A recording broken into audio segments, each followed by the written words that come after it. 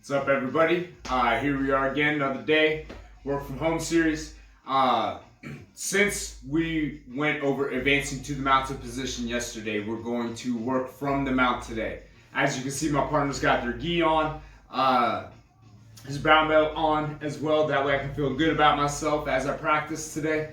So the first thing I'm going to show is a non-gi specific move. But the second one is going to be a gi specific move. It's a move I tried to teach in the class the other day. People were kind of having a hard time understanding how to make it work, so I'm going to kind of cover it today to help those people out. But then also, if you're at home and you have more than one gi and you can put a gi on your training partner or dummy, then you're going to be able to practice that as well. So start from the mount. We're going to start from the bottom position. We're going to go over a reversal.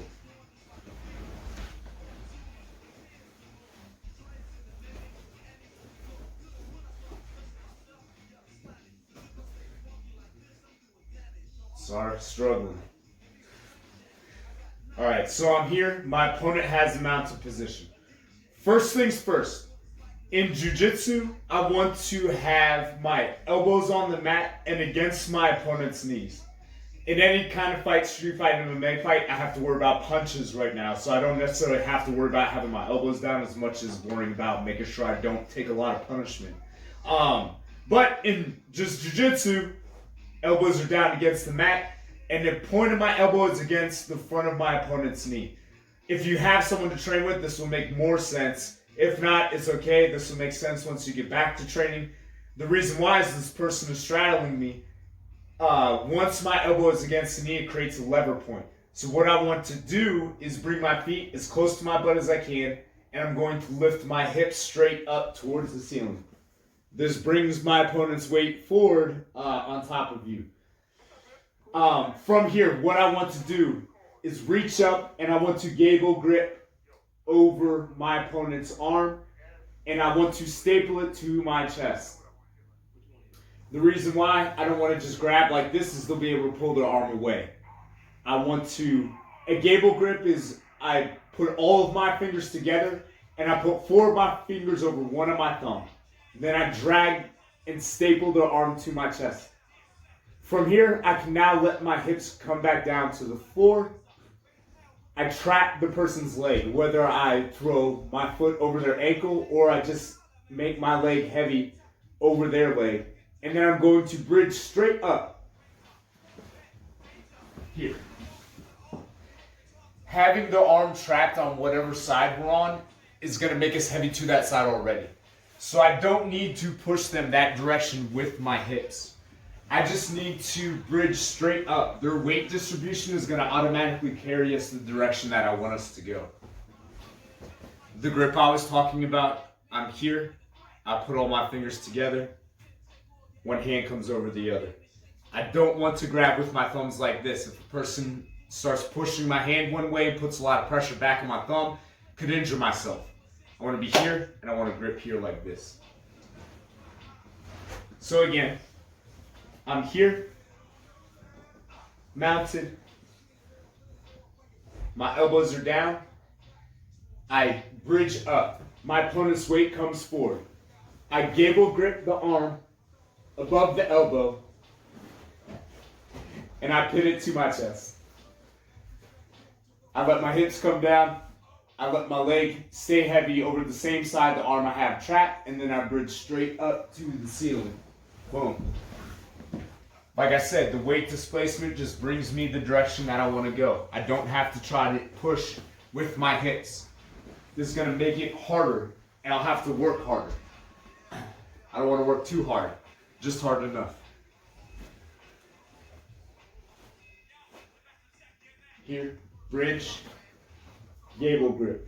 Pin the arm to the chest. Hips come down at this point. That's the key. My butt stays in the air until I feel I have the arm secured. Then I drape my leg and I bridge again. Boom. So now for the gi specific move. We're going to go over the cross collar choke from the mounted position. That last move was called upa. If I didn't already say that, I don't always remember things or to mention things, the names of moves being one of them. That's okay. That was the upa. the cross collar choke from mount. I'm going to show it from 2 different angles. I'm here and I have my opponent mounted. What I'm going to do is one of my hands is going to reach across for the back of the collar.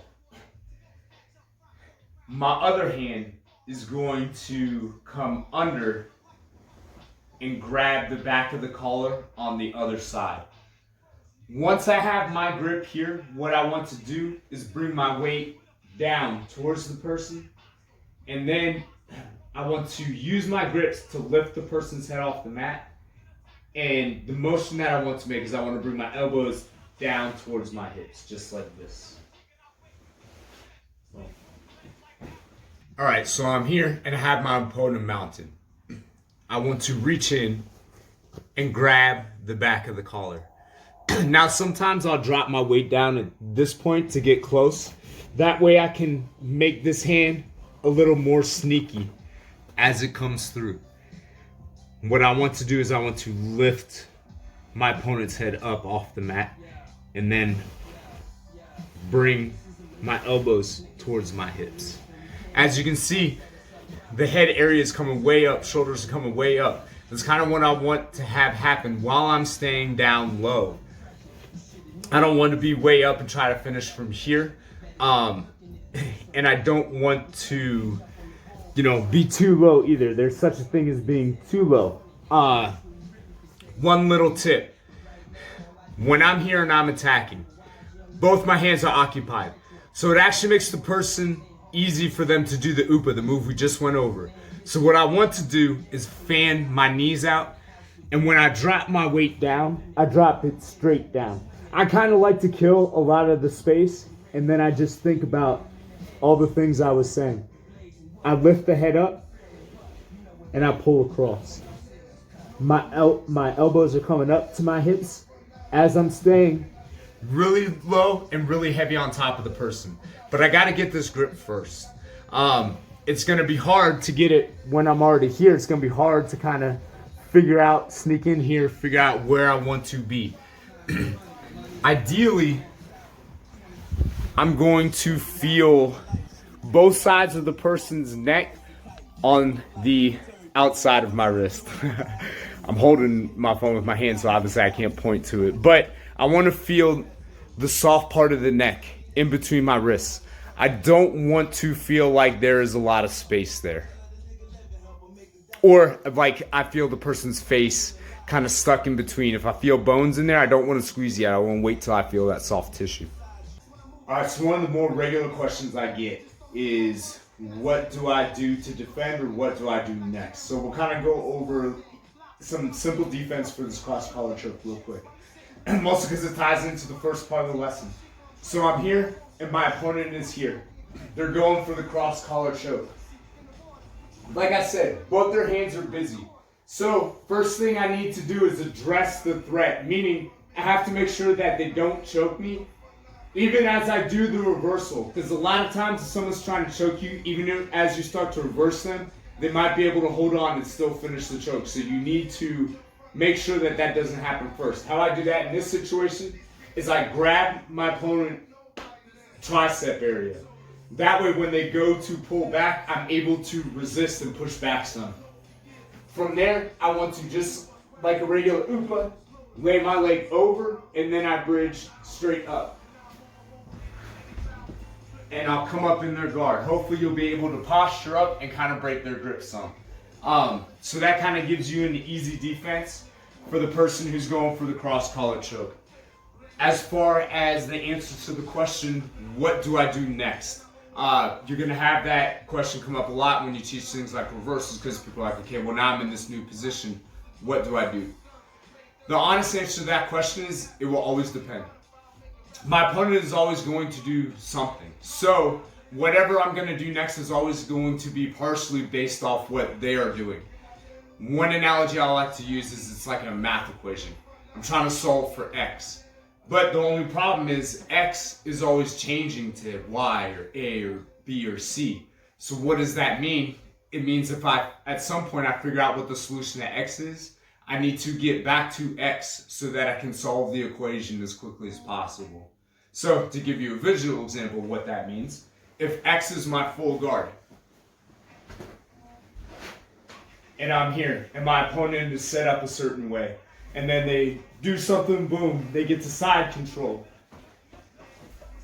And so they went from X to Y, and then I'm here and I'm thinking like, well, you know what? Well, when they were in the guard, their arm was right at the center and they were off to the side.